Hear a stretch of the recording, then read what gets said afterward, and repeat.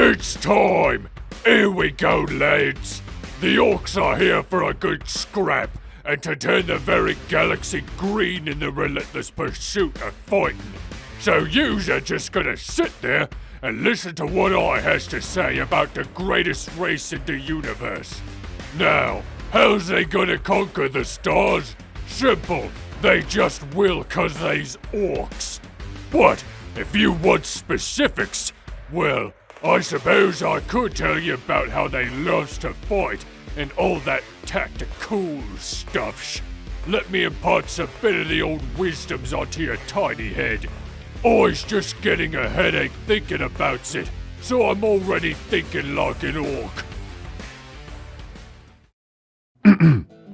Now, viewer, if you will permit me to explain in the universal language, Gothic, I will tell you about the basics of Ork culture before moving on to the squig meat of this video.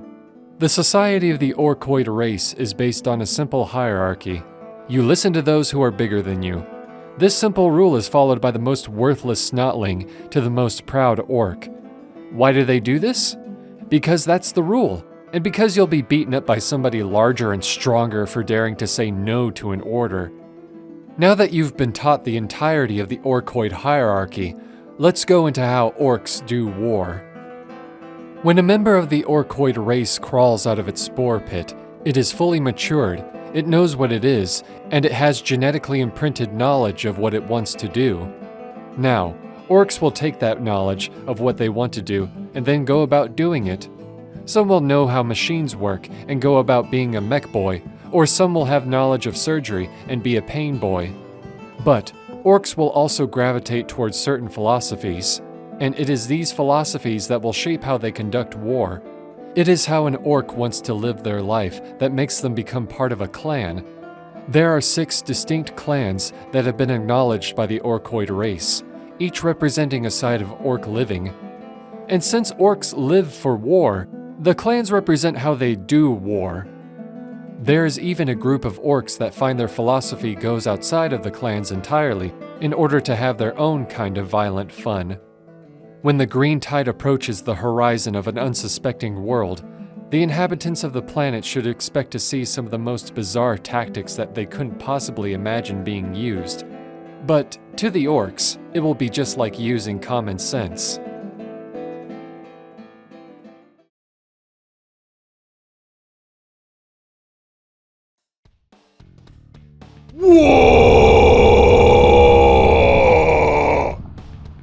Goffs.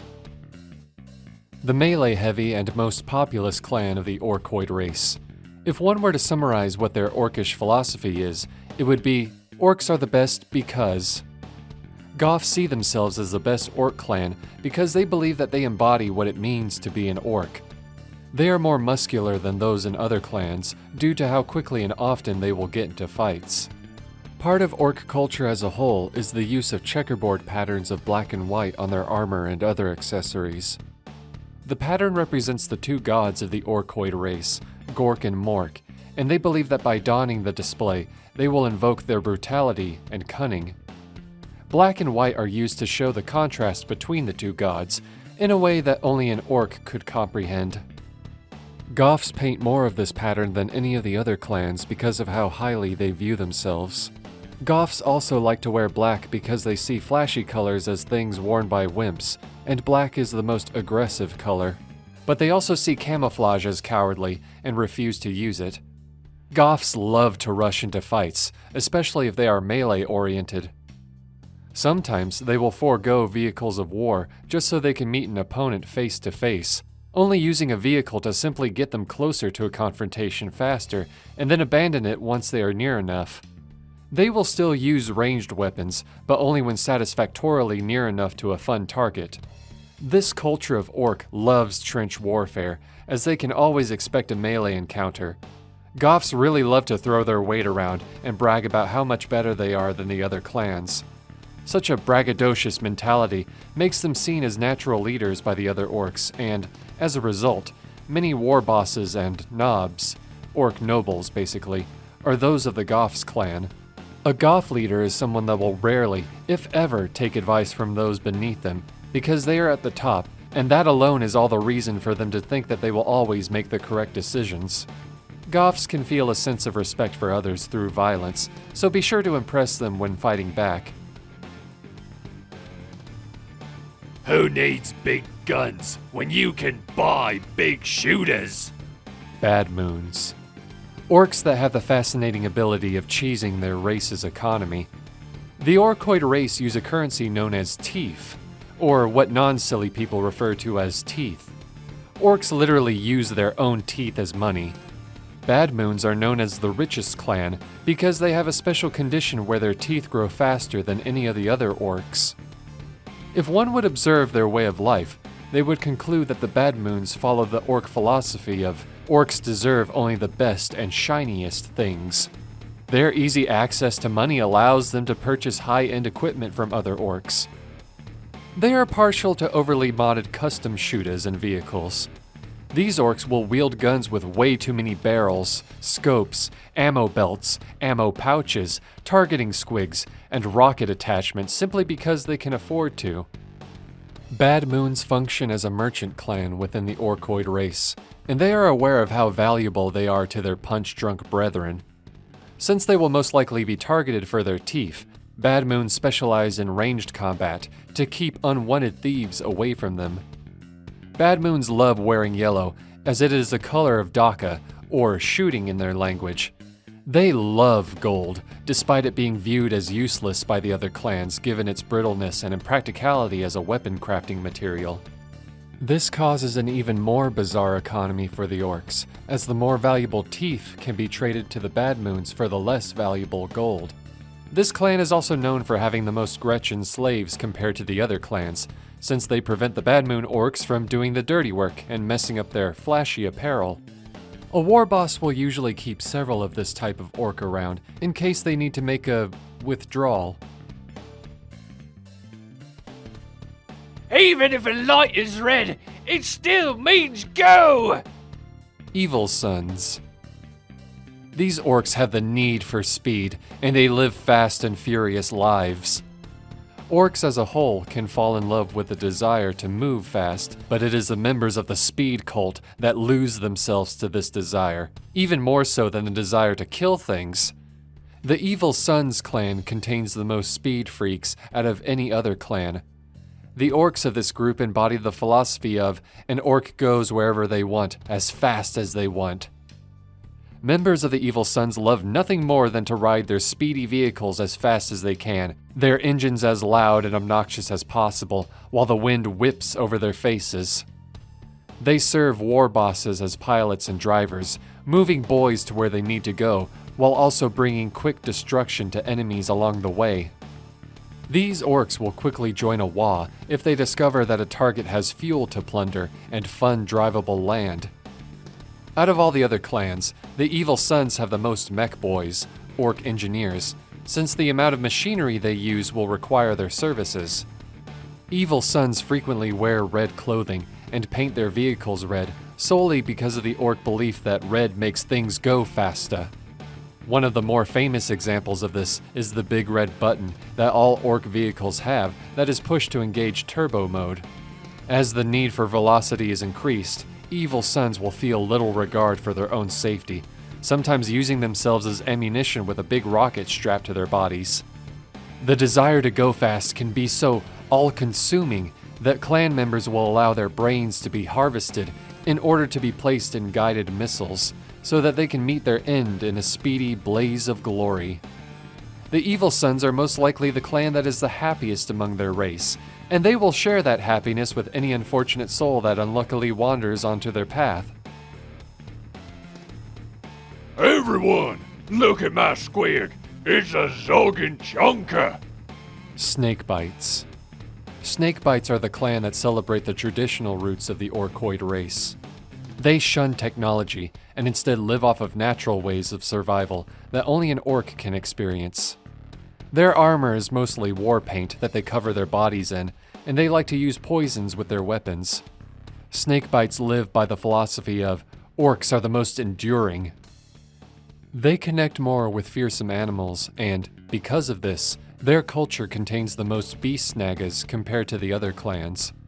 This makes the clan specialists in squig rearing, and they can basically create any squig necessary for a specific task. Their knowledge on raising squigs is so advanced that they are the only clan with the knowledge to raise prime squigoths, the largest and most powerful squigs in a war boss's army. Snakebites are also mainly composed of the feral orks that show up after an area has first been spored by an invading Wa. Given how persistent ork spores are, feral orks are likely to show up to terrorize a planet's populace even after the Xenos invaders have been defeated. Even if these savage orks are introduced to the advanced technologies of their race, they may still choose to stay true to their traditionalist lifestyle. Orks are already Xenos that are hard to kill, but Snakebites are even more durable. A Snakebites chieftain was once decapitated 3 times and still survived without the intervention of a pain boy. It is said that the traditionalist views of the Snakebites allow for a more potent usage of Wa energy, since they don't have to place their faith in unreliable ork machinery.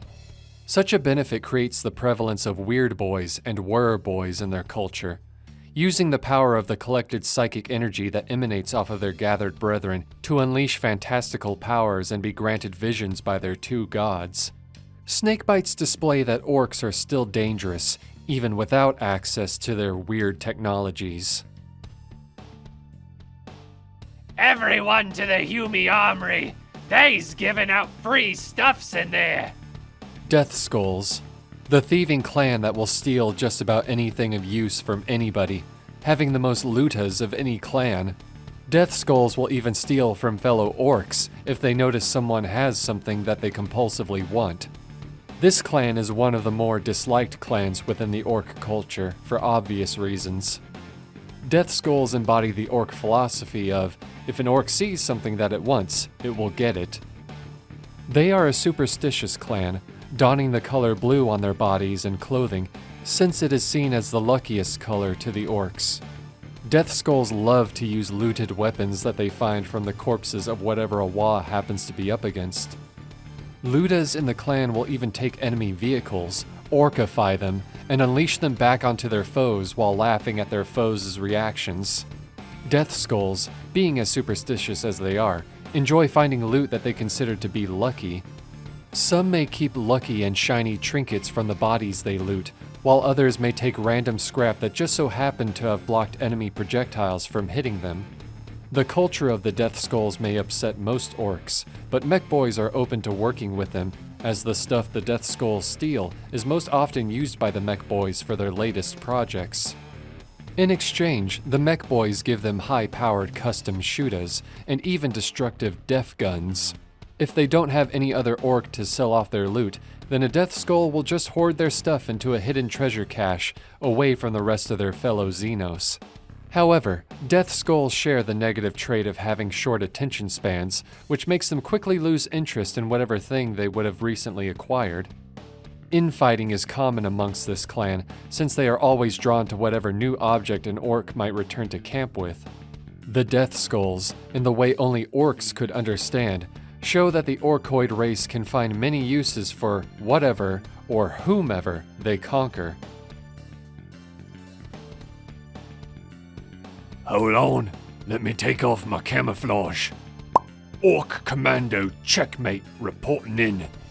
Bloodaxes, the most un-orky clan.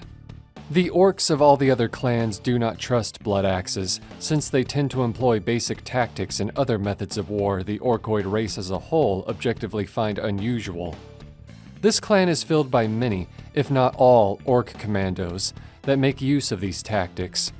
They employ the use of camouflage, even though it's usually too bright and noticeable to work, sneaky infiltrations, using loud explosives to break down a wall, and retreating.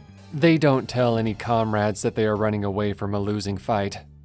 The Bloodaxes were the first of the clans to encounter humanity, and, because of this, they started taking up the previously mentioned strategies. In a time when this clan was the most powerful of the 6, they openly traded with humans. Doing this, they learned from and observed humans, something that orks would see as beneath them.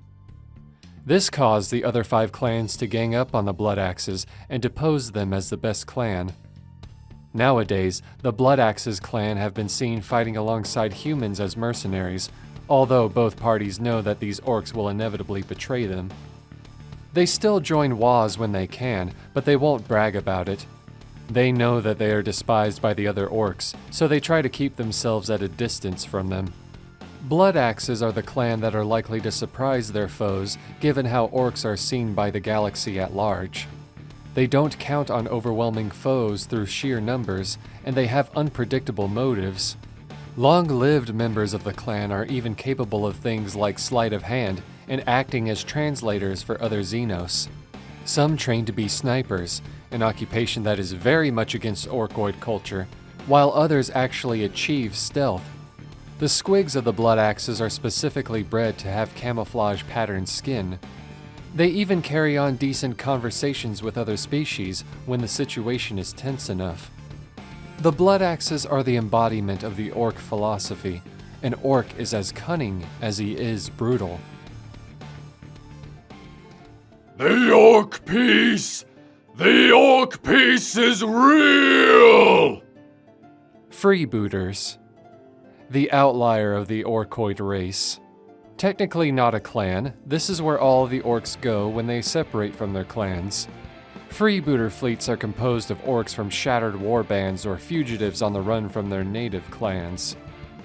These outcasts and lost orks band together to form roving pirate fleets or mercenary groups. They are considered despicable and treacherous even by ork standards, given the fugitives and losers of war that make up their numbers. Freebooters forsake their clans, but that doesn't mean that they forget the teachings of their cultures. They ditch the old apparel of their clans in exchange for flashy and personalized garb that intentionally sets them apart from regular orks, but they still have renegades of clans who basically do what they specialize in. The pirate theme of their unique culture is further displayed with the symbol they wear, known as the Jolly Ork. The leader of a freebooter warband is also known as a captain. Oftentimes, pain boys and mech boys are hard to come by in a freebooter group.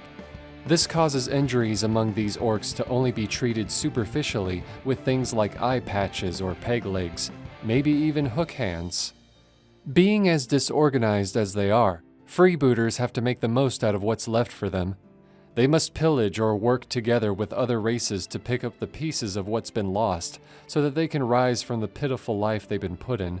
If they fail, then they die, but that's not necessarily a bad thing to an ork. If they succeed, well then they can go back to effectively seeking more fights on their own terms like they did before. Freebooters, despite their standing among the other orks, exemplify this ork philosophy. Fail or succeed, just have fun with it. Those were the cultures of the ork clans. How does one catalog a Xenos race that makes no sense? You try your best. Thank you to everyone for being so patient while waiting for this video. I hope you like the new artist I found who made the character illustrations. Thank you, Iggy Masigi, for doing such an amazing job. Please look forward to our next video, where we go into the hierarchy of the Imperial Guard